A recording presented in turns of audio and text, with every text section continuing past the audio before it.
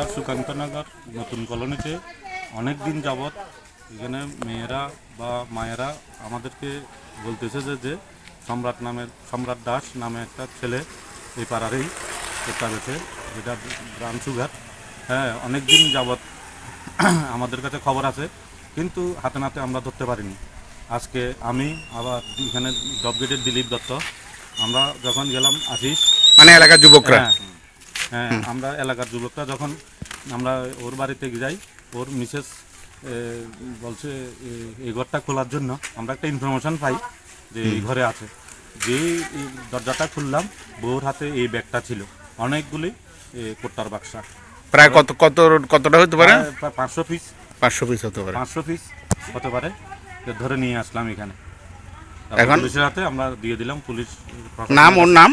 ওনার সম্রাট দাস, বাবার নাম সুব্রত দাস। আর এই জায়গাটার নাম? সুকান্তনগর নতুন কলোনি।